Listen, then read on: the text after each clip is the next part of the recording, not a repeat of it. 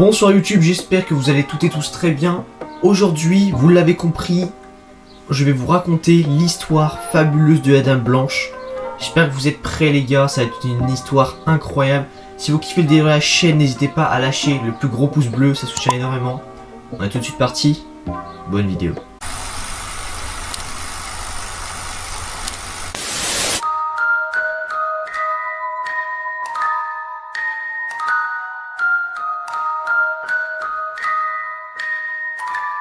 La Dame Blanche ne se contente pas d'une seule histoire. Parfois elle est protectrice, parfois elle est malveillante.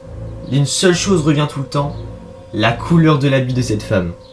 J'espère que vous allez kiffer en tout cas la vidéo. Moi en tout cas ça me fait trop plaisir de vous évoquer cette histoire. Revenons à l'origine de cette dame très connue dans le monde. La Dame Blanche au Moyen-Âge. Donc l'histoire de la Dame Blanche, elle est attestée vers 1560. Elle se déroule dans le Périgord, au château de Puymarin. Donc c'est le fantôme de Thérèse de Saint-Clar. La légende raconte que la femme fut surprise en train de tromper avec un autre homme son mari. En gros, elle a été vue par son mari et elle a trompé son mari, quoi. Celui-ci est devenu fou de jalousie et il tua l'homme et il emprisonna sa femme pendant 15 ans. La femme est mourue. Et l'aristocrate y décida d'enfuir le corps de sa défunte femme dans les murs. Depuis ce jour, certains habitants et visiteurs du château disent l'avoir aperçue, donc la Dame Blanche, et entendu ses pas dans les escaliers qui mènent à la prison. C'est au Moyen-Âge qu'est évoquée pour la première fois l'existence des fées surnommées femmes blanches, donc qui sont des fées malveillantes, dangereuses pour les enfants. Elles s'attaqueraient à ceux qui osent l'approcher. Maintenant, je vais évoquer une petite citation avec vous. La Dame Blanche désigne alors soit les fées gardiennes d'un territoire sur laquelle il est risqué de s'aventurer, soit des revenantes. Donc c'est une petite citation de Marie-Charlotte Delmas, donc c'est une historienne spécialiste des croyances populaires. Des âmes qui reviennent sur Terre. Au 19e siècle, ce sont les femmes qui reviennent de l'au-delà qui marquent les esprits. Elles réapparaissent dans leur demeure après leur mort. Le vêtement de couleur blanche qu'elles portent s'appelle le linceul, dans laquelle on enveloppait les morts. Mais aussi l'innocence des victimes mortes dans des circonstances terribles. La croyance s'inscrit dans la culture chrétienne. En effet, ces femmes n'ont pas pu recevoir l'extrême onction avant leur décès. Elles reviennent donc dans notre monde et réapparaissent aux yeux de leurs descendants pour les préparer à la mort. L'une des légendes raconte l'histoire d'une ancienne châtelaine de Mas en Haute-Loire, morte sans avoir eu le temps de se confesser. Elle est condamnée à revenir parmi nous. Plusieurs familles aristocrates auraient eu affaire à la Dame Blanche.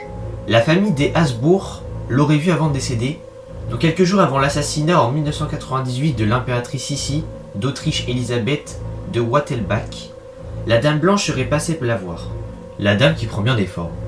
La Dame Blanche est connue depuis ses débuts avec plein de formes différentes. Dans le folklore celte, la dame est une lavandière de nuit. Cette femme aurait assassiné ses propres enfants, elle serait condamnée toute sa vie à laver son linge. Toute personne s'approchant d'elle risquerait d'être tuée ou torturée. L'une des versions les plus connues de la Dame Blanche est sa version robe de mariée. Donc au château de Tressesson, dans le Morbihan, au XVIIIe siècle, un chasseur aurait assisté à une scène surréaliste. Dans le château, une diligence se serait arrêtée dans le jardin, deux hommes seraient descendus et auraient commencé à creuser. Ils sortent alors d'une femme de la diligence qui les supplie de l'épargner, les deux la poussent dans la fosse et l'enterrent vivante. Cette femme vêtue d'une robe de mariée tenait un bouquet de roses. Là vous comprenez que l'histoire elle est pas folle. Mais là on va maintenant connaître la version la plus connue, je pense. Tout le monde vous l'a déjà raconté une seule fois, c'est obligé. Il s'agit de la version autostoppeuse de la Dame Blanche. Donc qui est aussi l'une des plus connues. Donc en 1981, 3 adolescents et leur histoire passionnent la France. Ces derniers racontent l'avoir pris, donc une femme au stop alors qu'ils roulaient de nuit. Dans la voiture, la femme est silencieuse, mais soudainement, elle crie. Elle prévient les conducteurs, il faut faire attention dans le prochain virage. Le virage est passé au ralenti par le conducteur, d'un coup, la femme s'évapore. Donc ça, c'est la version la plus connue en France. La Dame Blanche en Amérique. Donc étonnamment, la légende de la Dame Blanche existe aussi aux États-Unis. Et là-bas, il existe un bon nombre de versions de l'histoire. Et voici une d'entre elles. En 1915, un jeune couple fête sa lune de miel dans une auberge non loin du parc de Yellowstone. Donc l'homme se serait ruiné après avoir perdu une partie de poker. Cet événement aurait provoqué une dispute au sein du couple. L'homme part de l'hôtel en claquant la porte et ne revient plus. 2 jours plus tard, l'équipe de l'hôtel se rend dans sa chambre et tombe sur un corps sans tête, celui de la femme retrouvée dans la salle de bain. Les années passent et certains affirment avoir vu, et aux alentours, une mariée tenant dans ses mains sa tête. Donc, histoire très flippante en Amérique. Là, on va voir la variante en Amérique du Sud, donc qui est la Loroda, donc qui est aussi très connue, on en a déjà parlé sur la chaîne. Donc cette femme qui aurait noyé ses enfants pour être avec l'homme qu'elle aime. Donc elle finit abandonnée par cet homme et la femme se noya dans le fleuve. Donc depuis, on dit que la Lorona traverse les lacs pour retrouver les enfants noyés et pour dérober ceux des autres. Ces cris seraient annonciateurs d'une mort prochaine. Donc pas folle non plus l'histoire, je pense que... voilà, vous l'avez compris.